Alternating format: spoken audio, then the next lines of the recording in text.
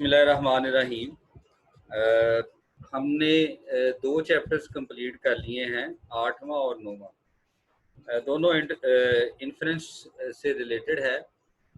Inference से मुराद result conclude करना, जो आपके पास डाटा है, जो स्टैटिस्टिक्स आपके पास कलेक्टेड हैं, जो डाटा आपके पास मौजूद है, उसकी मदद से आपने पॉपुलेशन के हवाले से कोई कंक्लूजन ड्रॉ करना है।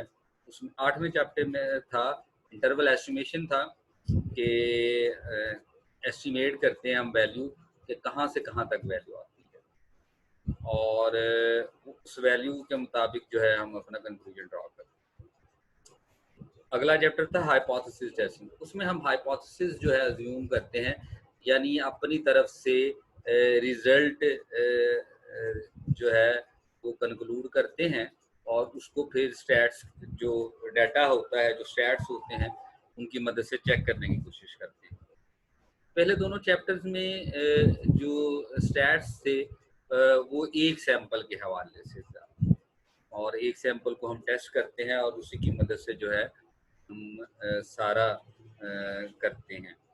तो जो सिलसिला था आज जो है वो एक से ज़्यादा जो है सैंपल हो जाएं तो उसके हवाले से।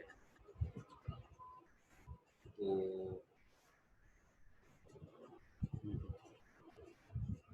थोड़ा सा रुकिएगा।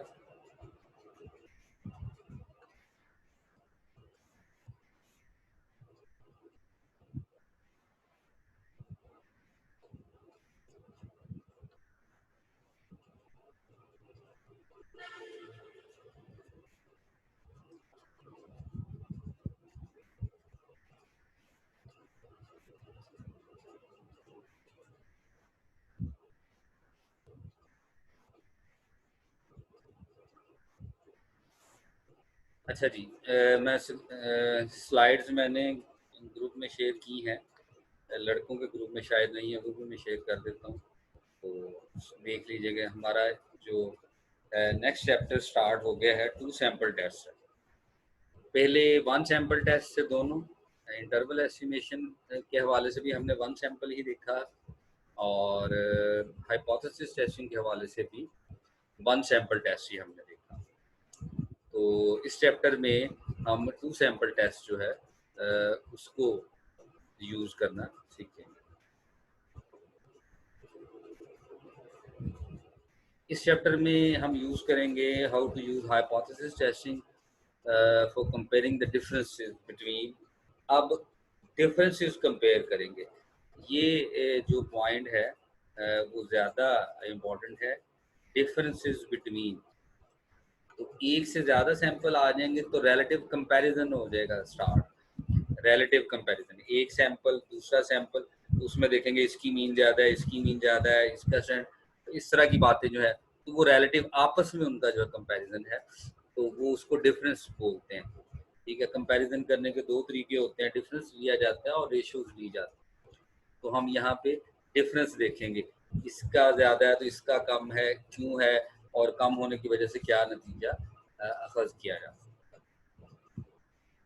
अब देखिएगा किस किस चीज़ का डिफरेंस जो है वो कैलकुलेट किया जाता है। Means of 2 independent populations, means of 2 related populations, proportions of 2 independent populations, and the variance of 2 independent populations।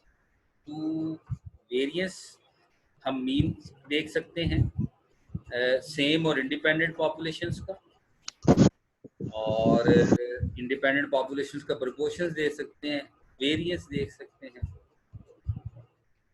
और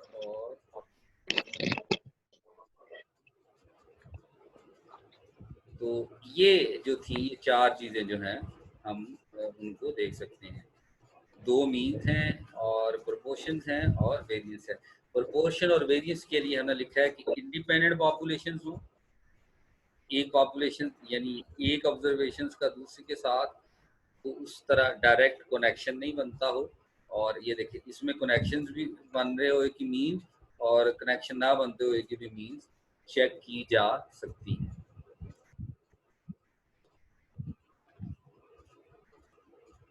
ये हमारे पास जो है 2 सैंपल टेस्ट है, तो ये 4 तरह के जो हैं हम देखेंगे। पहला है पॉपुलेशन मीन्स इंडिपेंडेंट सैंपल्स। तो इंडिपेंडेंट है तो एक ग्रुप कह लें और उसका दूसरे ग्रुप के साथ कंपैरिजन करेंगे, ठीक है। और population means related the sample, तो same group before and after treatment, यानी ऑब्जर्वेशन स्टार्ट में एक ही ग्रुप है, मसलन गर्मियों में इस पे क्या असर होता है, सर्दियों में इसमें असर क्या होता है, इफेक्ट इस तरह के चेक करने हो उस हवाले से। और पॉपुलेशन क्या है, एक के पॉपुलेशन का ग्रुप का दूसरे के पॉपुलेशन के ग्रुप के साथ कंपैरिजन, और इसी तरह एक की पॉपुलेशन की वेरिएंस का दूसरे की पॉपुलेशन की वेरिएंस के साथ कंपैरिजन। तो जो रिलेटेड है उसमें सेम ग्रुप आ जाएगा, और क्योंकि अगर ग्रुप सेम रहे तो प्रोपोर्शन और वेरिएंस सेम रहता है, तो जब ग्रुप्स डिफरेंट हो जाएंगे तो वेरिएंस और प्रोपोर्शन और वेरिएंस डिफरेंट हो जाते हैं, उसके हवाले से जो है। तो ये कह लें इसका ओवरव्यू है, इस चैप्टर में हम करने क्या जा रहे हैं। तो ग्रुप 1 वर्सेस ग्रुप 2 से मुराद अब एक सैंपल की मीन है और उसको माइनस करेंगे दूसरे सैंपल की मीन के साथ, इस तरह इसको स्टार्ट करेंगे। ये कंटिन्यूएशन ही कह लें 9वें चैप्टर की।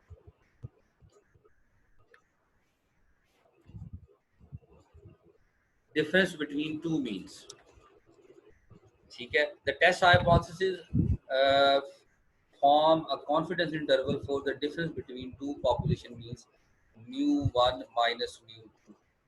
कॉन्फिडेंस इंटरवल, अब ये दो जो हमारे पास ग्रुप्स हैं, एक की मीन mu1 है दूसरे की mu2 है, ये दो पॉपुलेशंस हैं, इनका जो डिफरेंस है वो उसके हवाले से हम हाइपोथेसिस जो है उसको टेस्ट करेंगे, ठीक है। और इसमें चल रहा है कि पॉपुलेशन मीन्स जो है इंडिपेंडेंट सैंपल्स की, और इंडिपेंडेंट सैंपल्स जब हम ले रहे हैं तो ये देखिएगा जो है sigma 1 and sigma 2 unknown assumed equal. एक तो ये है कि दोनों की जो स्टैंडर्ड डेविएशन है वो सेम हो, और दूसरा ये है कि दूसरे में सेम ना हो, और ये है कि अननोन है, दोनों में अननोन है, लेकिन एक है सेम हो और एक है सेम ना हो। इसको कैटेगराइज किया गया है, और पॉपुलेशंस की जो मीन्स का डिफरेंस है तो वो ये बनता है, और जब उसको एस्टिमेट करेंगे उनका जो डिफरेंस है ये सैंपल 1 माइनस सैंपल 2 की मीन, ये मीन पॉपुलेशन की और ये सैंपल।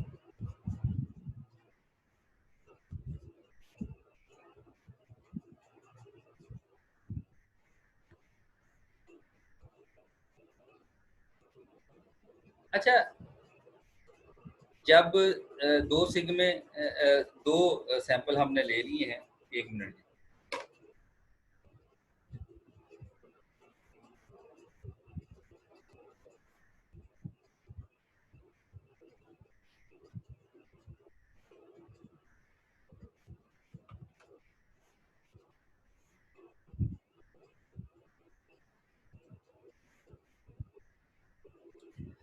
अच्छा जी, डिफरेंस डाटा सोर्सेज हैं अनरिलेटेड इंडिपेंडेंट।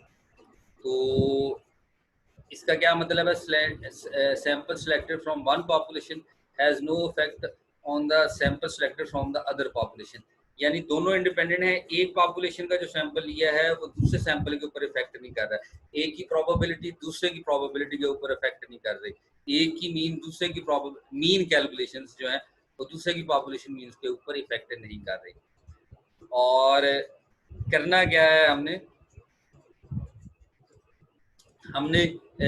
जो है वेरिएंस टेस्ट लगाने हैं, वेरिएंस।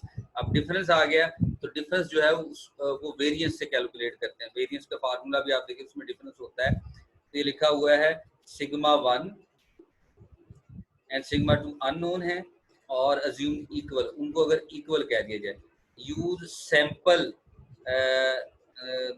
स्टैंडर्ड डेविएशन एसपी लिखा हुआ है, एस्टिमेट अननोन सिग्मा, ठीक है। तो जो सैंपल है उसकी मदद से सिग्मा को कैलकुलेट करना है, और उसके लिए कौन सा टेस्ट यूज करना है, pooled variance T test. T test ही है, उसका एक स्टाइल है वेरिएंस के अंदर, हम आगे देखेंगे, उसके हवाले से उसको अप्लाई करना है। और अगर सिग्मा 1 और सिग्मा 2 इक्वल नहीं है तो फिर separate variance T test use करेंगे। और देखिएगा जो सैंपल है इस केस में तो एक ही वो निकालेंगे तो वो दूसरे की भी वही निकल आएगी। इसमें क्योंकि डिफरेंस है तो S1 की अलग से निकालेंगे, S2 की अलग से निकालेंगे और उसकी मदद से एस्टिमेट करेंगे। तो इसके लिए separate variance T test use करेंगे। ये तरीक़ेकार सिर्फ अभी बताया है, करना किस तरह है ये हम आगे जाके देखते हैं।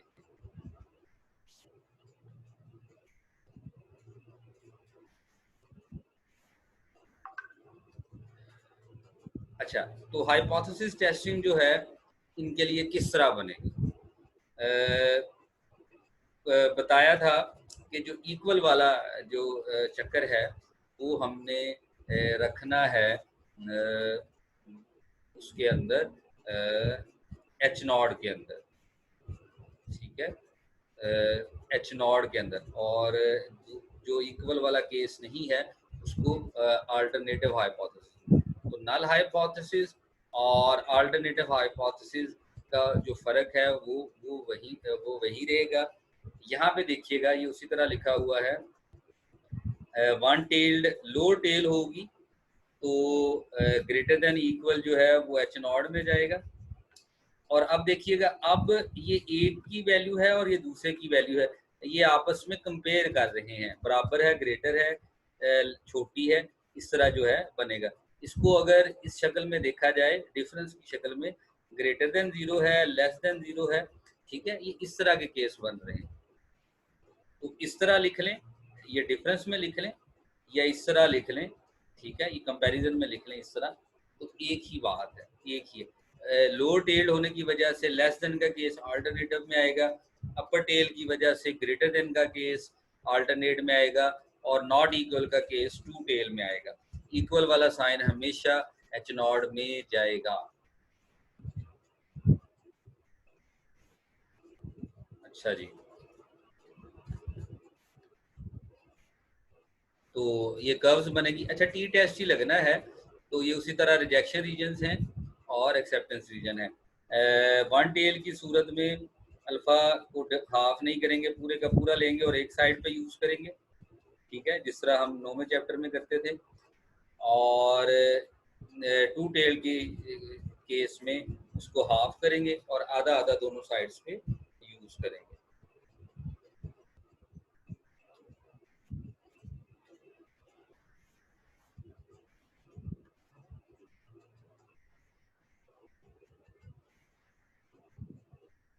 अच्छा जी, पहला केस जो है हम उसे देखने लगे हैं, hypothesis test for μ1 and μ2 with sigma 1 and sigma 2 unknown and assumed equal. के दो पॉपुलेशंस हैं और दोनों की मीन, एक की मीन μ1 है, दूसरे की μ2 है, और एक की स्टैंडर्ड डेविएशन सिग्मा 1 है, दूसरे की स्टैंडर्ड डेविएशन सिग्मा 2 है, और वो अननोन है। और हम अज्यूम कर रहे हैं कि सिग्मा 1 और सिग्मा 2 आपस में इक्वल हैं। तो अजम्पशंस क्या हैं इसके लिए, हमने सपोज किया हुआ samples are randomly and independently drawn. तो जो हम सैंपल है वो रैंडमली चूज किया जाएगा पॉपुलेशन में से, और वो इंडिपेंडेंट होगा, यानी उसके ऊपर जो दूसरी पॉपुलेशन है वो इफेक्ट नहीं कर रही होगी। Populations are normally distributed, population के ऊपर कंडीशन है कि वो नॉर्मली डिस्ट्रीब्यूशन हो, और बहुत sample size are at least 30, कम अज कम 30, ठीक है, एट लीस्ट 30। और अगला है population variance are unknown but assumed equal, जो उनके वेरिएंस हैं सिग्मास हैं, ठीक है, वो स्टैंडर्ड डेविएशंस हैं, उनको हम सपोज कर रहे हैं कि वो इक्वल हैं। तो ये पूल्ड वेरिएंस जो है, ये वो पूल्ड टेस्ट है डिफरेंस के लिए। ठीक है, ये फार्मूला लिखा हुआ, 1 मिनट, क्योंकि हमने इक्वल सपोज किया है, जो वेरिएंस यानी एस पी कैलकुलेट करेंगे वो इस तरह कैलकुलेट करेंगे। ये लिखा हुआ है N1 - 1, इससे मुराद डिग्री ऑफ फ्रीडम है। डिग्री ऑफ फ्रीडम किस तरह है, जो सैंपल साइज है उसमें से एक कम कर देते हैं। तो S1 का जो सैंपल साइज है वो जो N1 है, तो वो -1 कर देती, डिग्री ऑफ फ्रीडम है। S1 स्क्वायर लिखा हुआ है, स्टैंडर्ड एविएशन का जो स्क्वायर होता है वो वेरिएंस कहलाता है। तो डिग्री ऑफ फ्रीडम को मल्टीप्लाई किया गया हुआ है वेरिएंस के साथ, और S2 जो कि दूसरे सैंपल का वेरिएंस है उसको उसके डिग्री ऑफ फ्रीडम के साथ मल्टीप्लाई किया गया, ऐड किया है, डिवाइड किया गया है डिग्री ऑफ फ्रीडम के साथ, तो ये वेरिएंस है, पूल्ड वेरिएंस कहलाता है। किस केस में, जब सिग्मा 1 और सिग्मा 2 अननोन है लेकिन अज्यूम ये किया जा रहा है कि वो इक्वल हैं, तो ये फार्मूला बनेगा। ये आगे जो है, आगे जो टेस्टिंग है वो इसी तरह करेंगे, जो टी स्टैट्स की वैल्यू है वो इसी तरह कैलकुलेट करेंगे। अच्छा, अब डिग्री ऑफ फ्रीडम जो है यहाँ पे, अब देखिएगा पहले तो एक सैंपल था, ठीक है, यहाँ पर जो डिग्री ऑफ फ्रीडम है वो इस तरह कैलकुलेट करेंगे, पहले का सैंपल साइज जमा दूसरे का सैंपल साइज -2। ये फार्मूला है डिग्री ऑफ फ्रीडम कैलकुलेट करने का पी स्टैट्स के अंदर। टेबल देखना है ना, हमने वैल्यूज देखनी है ना, वो अल्फा भी तो लेना है ना, अल्फा/2, तो टी अल्फा/2 किस तरह कैलकुलेट करेंगे, उसके लिए डिग्री ऑफ फ्रीडम कहाँ से लेके आएंगे, वो टेबल से वैल्यू तो देखनी है ना, क्रिटिकल वैल्यूज की। तो ये जो है ये इस तरह कैलकुलेट किया जाए।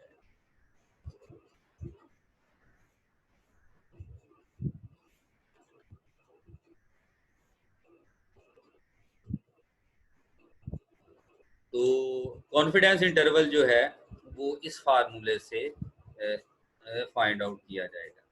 ये देखिएगा x बार -x1, दोनों जो सैंपल्स हैं उनकी एवरेज का, उनकी मीन का डिफरेंस, प्लस माइनस टी अल्फा/2, ये टू टेल की बात हो रही है, ठीक है।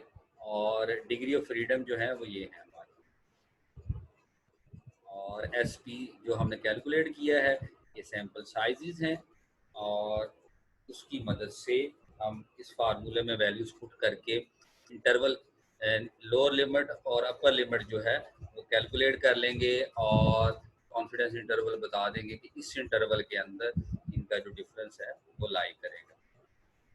इसी चीज़ को इसको एस्टिमेशन कहते हैं, जिसमें कॉन्फिडेंस इंटरवल फाइंड करते हैं, ठीक है। और इसी चीज़ को फिर फर्दर हम जो है, ये उसकी एग्जांपल है, बहुत मशहूर कंपनियां हैं, अगर NYSE और NASDAQ अमेरिका की बहुत टॉप की स्टॉक एक्सचेंज की जो कंपनियां हैं उसके हवाले से उसने एग्जांपल यहाँ पे पूल्ड वेरिएंस के हवाले से लिखी हुई है। पूल्ड वेरिएंस से मुराद ये है कि दो डिफरेंट सैंपल्स हैं लेकिन उनका वेरिएंस सेम है। You are a financial analyst for a brokerage firm. Broker नहीं होते, ब्रोकर होते हैं, एक जगह से चीज़ खरीदी और ख़रीद के जो है उसी चीज़ को कुछ मुनाफे के साथ आगे बेच दी। इसकी बड़ी सादी सी मिसाल है, आपने अक्सर घरों में देखा होगा, आप किसी से घर का की को सौदा सलफ मंगवाते हैं, आप उसको 20 या 30 रुपए देते हैं, तो वो सौदा लेके आता है, तो वो बाकी के जो पैसे बचते हैं कई दफ़ा अक्सर उसमें वो अपनी जेब में रख लेता है। तो एक किस्म की वो ब्रोकरी कर रहा होता है कि ख़रीदा उसने किसी चीज़ पे है, लेकिन आपको सर्विसेज देने की वजह से वो उसमें से अपना हिस्सा भी निकाल लेता है। तो ब्रोकर क्या है, बेसिकली एक जगह से चीज़ खरीद के, एक पार्टी से, एक कंपनी से चीज़ें खरीद के दूसरी पार्टी को देता है, और उसमें जो रेट के डिफरेंस है उसकी वजह से वो अपना जो है प्रॉफिट मेंटेन करता है। तो इसको शौक हो रहा है बोर्ड पे लिखने का।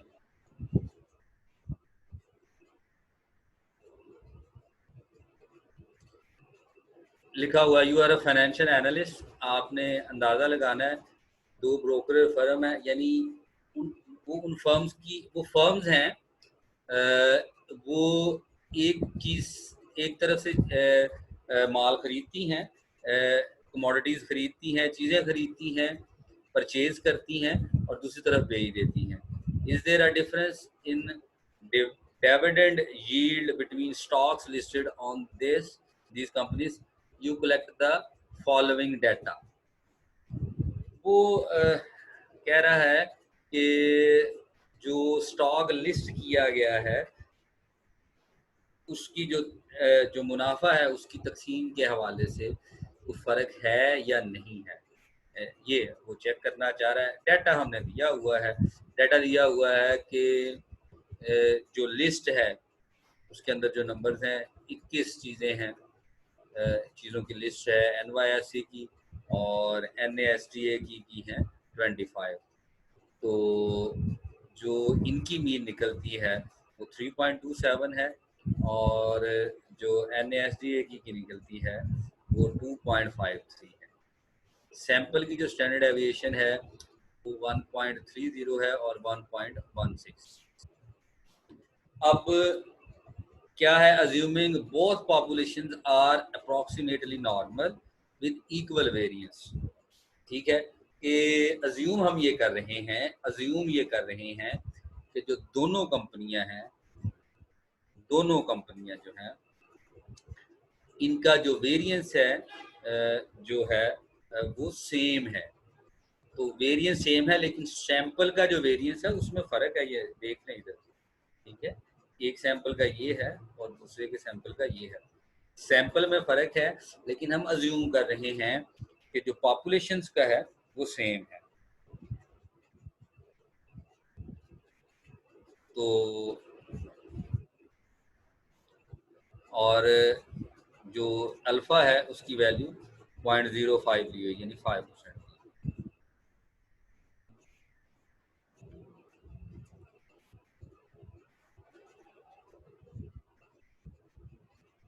पूल्ड वेरिएंस टी टेस्ट, तो जो एवरेज मुनाफा दोनों से वो ले रहा है, जो ब्रोकर कंपनी है, जो फर्म है जो दोनों से मुनाफा ले रही है, वो उसकी रेशियो सेम है या नहीं है, इस चीज़ को टेस्ट कर। अब टेस्ट स्टैटिस्टिक्स क्या बन गई है, यहाँ पे ये देखिएगा, ये फार्मूला लगाया है हमने।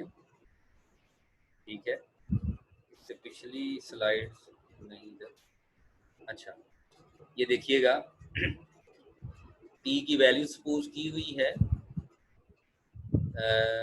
एक्स, यानी टी कैलकुलेट कर रहे हैं x1 bar minus x2 bar minus μ1 minus μ2 divided by ये एस पी है।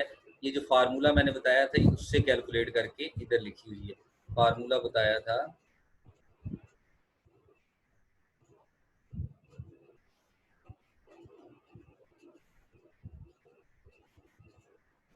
ये वाला फार्मूला।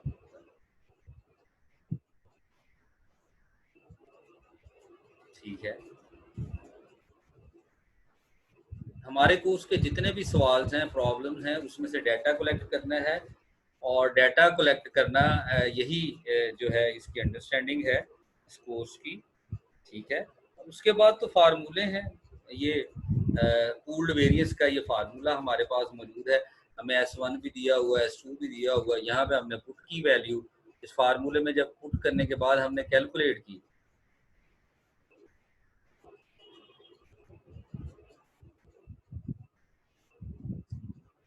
ठीक है, तो हमारे पास उसकी वैल्यू आई 1.021। ठीक है, अब μ1 और μ2 को सेम लिया हुआ है, लिहाजा यहाँ पर ये जो जवाब है वो 0 ही पुट किया, कैलकुलेट किया, हमारे पास ये जवाब आ गया। ठीक है, ये नीचे पूल्ड वेरिएंस जो है वो कैलकुलेट करके दिखाया भी गया। अब ये जवाब आ गया हमारे पास। एक मिनट,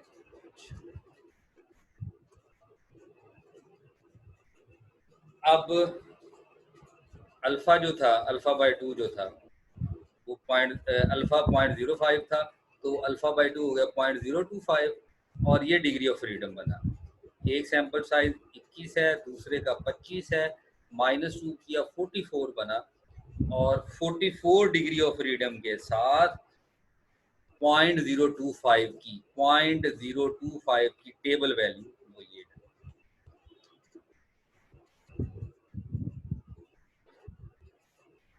टी टेस्ट में जो है हमारे पास जो जवाब होता है वो सॉरी, जो सैंपल साइज होता है वो 30 से बिलो होता है यूजुअली। तो टी टेस्ट हम लगा रहे हैं, तो टी टेस्ट लगाने के लिए हमें डिग्री ऑफ फ्रीडम पता होना चाहिए। तो जब दो पॉपुलेशंस हैं, दो सैंपल्स हैं हमारे पास, तो डिग्री ऑफ फ्रीडम का फार्मूला भी n1 + n2 - 2 हो जाएगा। तो उसी को यहाँ पे अप्लाई किया, डिग्री ऑफ फ्रीडम 44 बन गए। 44 डिग्री ऑफ फ्रीडम के साथ जो जवाब आया वो आया 2.0154। 2 पॉइंट, अच्छा जी। तो ये जो है ये लिमिट्स जब हमने लगाई तो हमारे पास रिजेक्शन रीजन बन गया, ठीक है। -2.015 लेफ्ट पे आ गया और 2.0154 राइट पे आ गया, और जो जवाब आ रहा है वो 2.04 है, वो रिजेक्शन रीजन में फॉल कर रहा है, रिजेक्शन रीजन में फॉल कर रहा है। सो इसके ऊपर जो है एच नॉट को रिजेक्ट कर देंगे। There is evidence of a difference in means के अगर रिजेक्ट एक्सेप्ट हो जाता तो हम कहते कि उनकी मीन्स भी बराबर हैं, यानी उनसे मुनाफा भी सेम ले रहा है, लेकिन ऐसा नहीं है। तो उनसे मुनाफा जो है वो उस लिहाज से सेम नहीं है, उनकी जो मीन्स है उनमें डिफरेंस है। There is evidence of difference in means, ठीक है। वेरिएंस सेम है लेकिन मीन्स डिफरेंट आ रहे हैं। रिजेक्ट हो गया ना लाइक। तो जी अगली स्लाइड एक आध देख लूँ।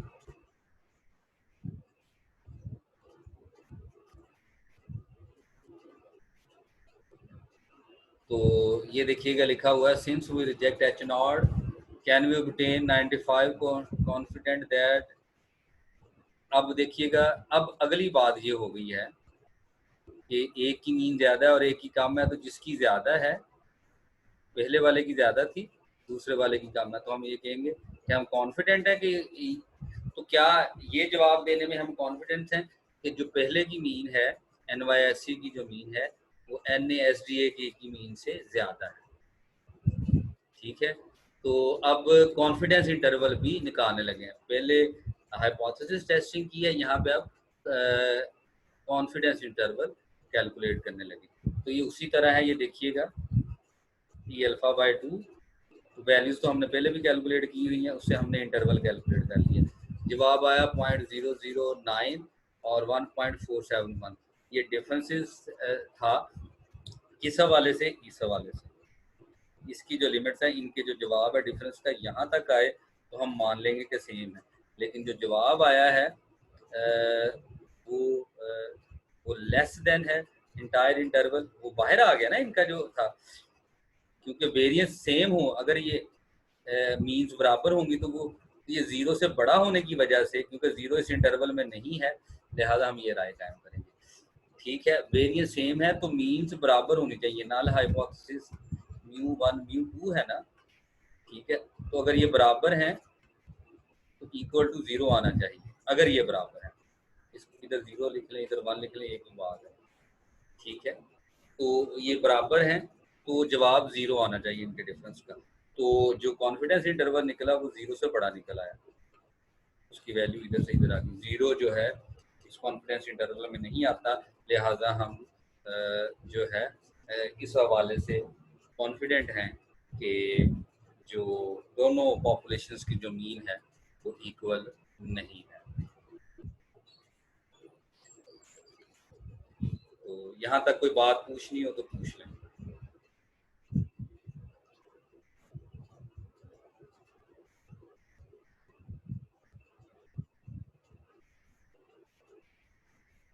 कोई बात पूछनी हो जी पूछ लें।